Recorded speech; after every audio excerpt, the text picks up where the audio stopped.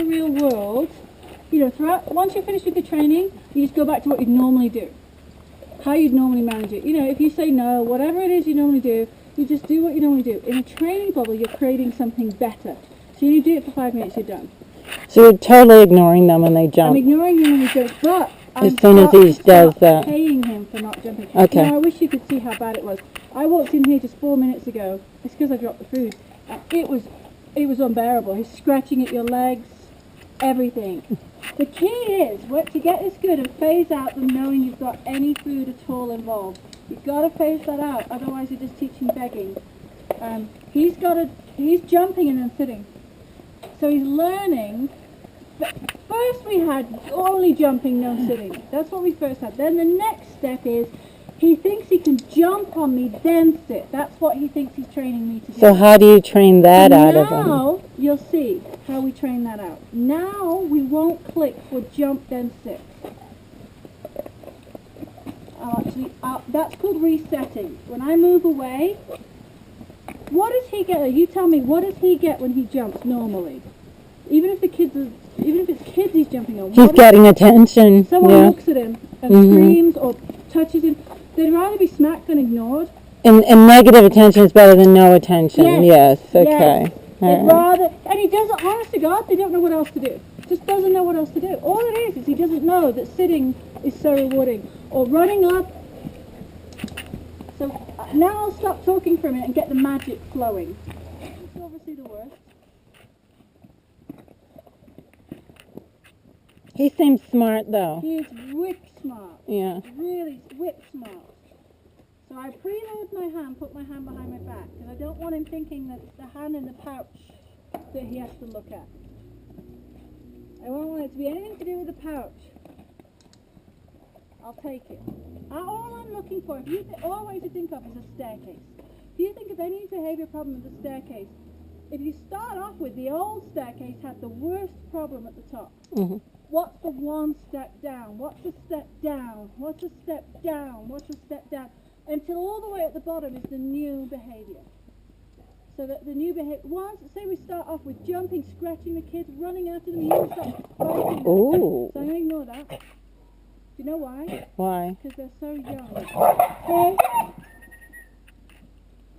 Hey, Joseph. Hey, but obviously that's going to turn into resource guarding, me or food. So the quicker goes away. I know where I know him from. He's in a frenzy. I gave them a pit bull voucher for him. That's where I know him from. And he's sticking into his pit bull juice.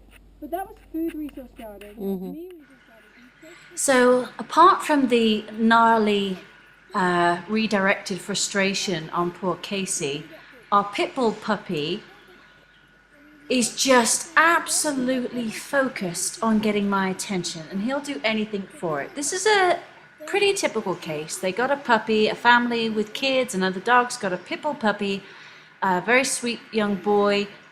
But as he got older and older, and he's now something like 7 months, as he got older, he was just running around growing up without any guidance, no rules, no parameters, no instructions, no teaching.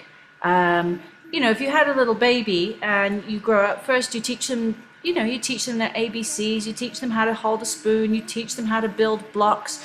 You're constantly inputting things that they can do.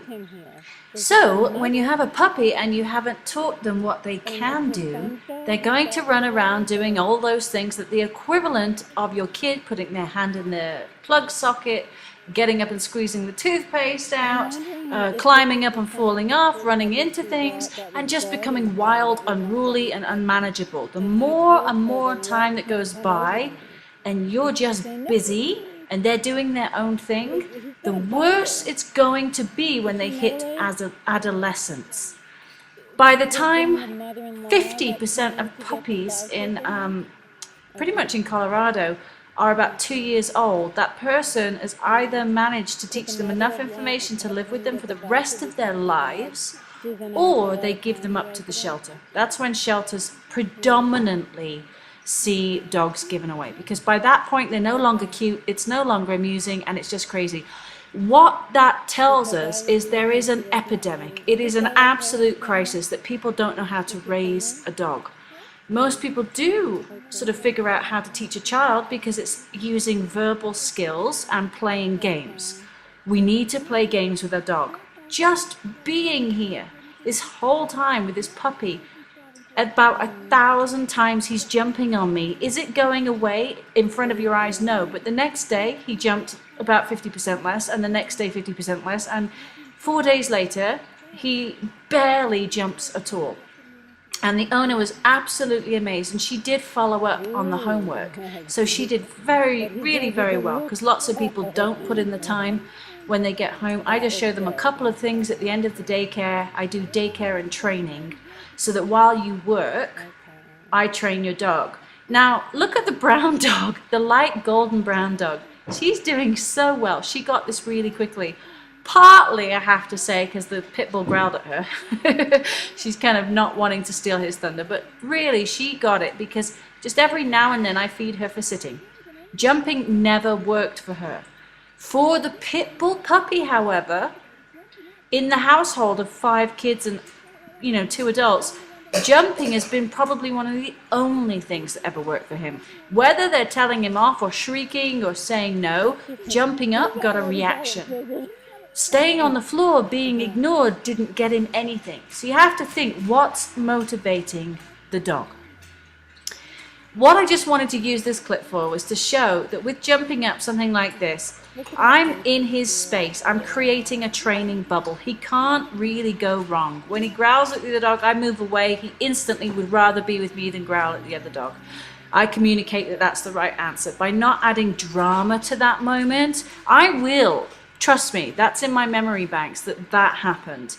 I told the owner, I now need to build his tolerance and give him some private sessions so that he's just so frustrated from lack of attention at this point. This is like the first or second day he came to me.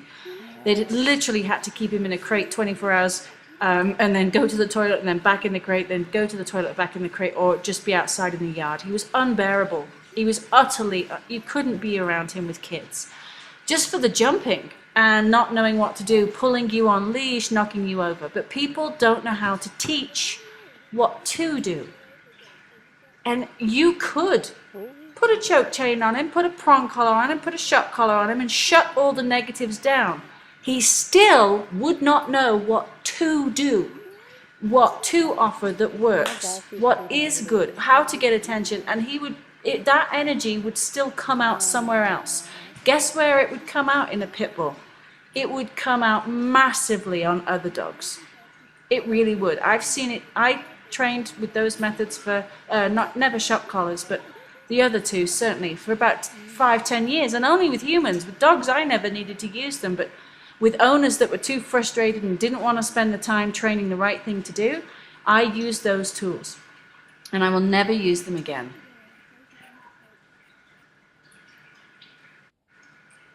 Anyway, all I wanted to say there was that in a session like this, it sometimes feels and looks like you're getting nowhere.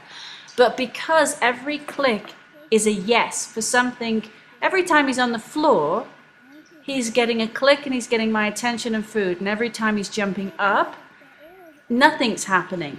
So because I'm creating this moment, it sticks and it rolls over to the next day and the next day and the next day, and there's no negative fallout. And it sometimes feels like you're not getting anywhere. Stick with it, because you really are making a profound change to your relationship with your dog. Your dog starts to trust that they can get your attention. Look at him, he wants nothing more. It's not about the food at all. He wants nothing more than just attention. No, I know, yeah. He's getting it. He's going to go fast.